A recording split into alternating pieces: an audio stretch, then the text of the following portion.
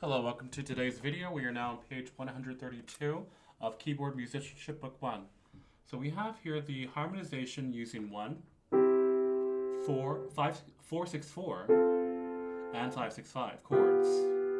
We've already learned about the 1, 4, 6, 4 chord progression, and you should have been practicing that in all keys. Let's go ahead now and take a look here. In page number 132, we have the Norwegian melody as our number 1 melody here.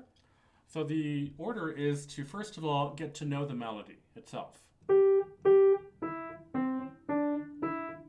etc. We would learn it. We have different hand positions for this music. Okay, so after learning that melody, you would then go ahead and review the chords.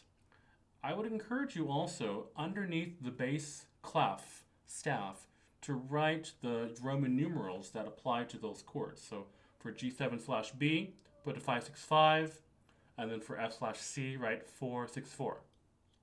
Okay, so let's go ahead and review these chords here. Let's play them.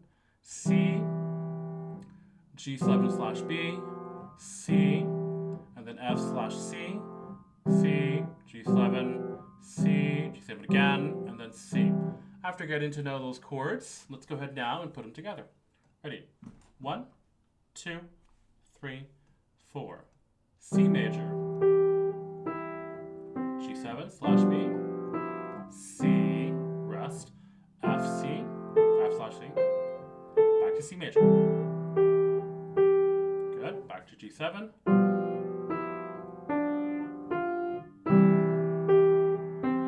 Rest.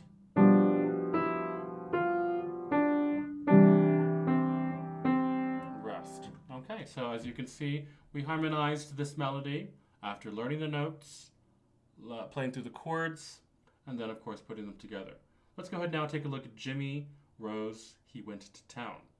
So the first thing once again, as we can see, is we have a melody, and let's go ahead and play through that melody in G position. 1, 2.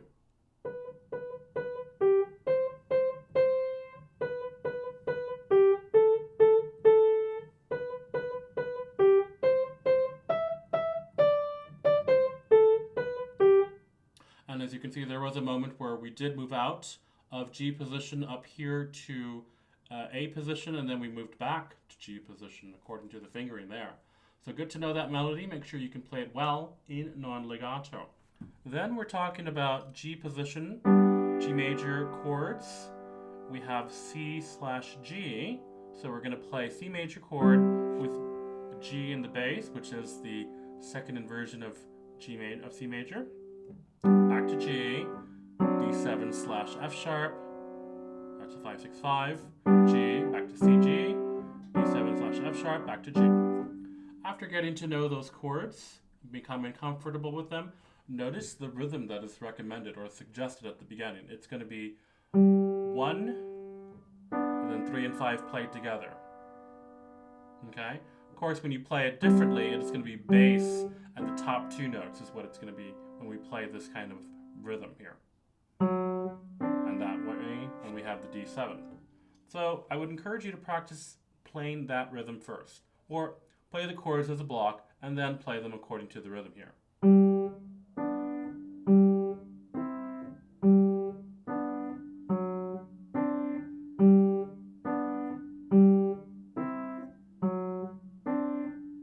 And of course, there's just a quarter note there at the end for the left hand. After becoming comfortable with them, let's go ahead now and put them together. Ready? 1, 2.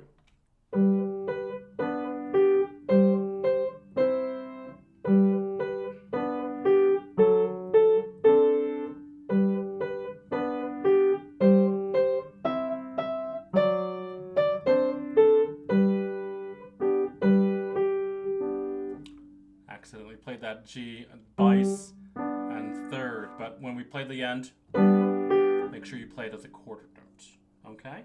So become comfortable putting those hands together, making sure that you're changing your hand positions, keeping this non-legato.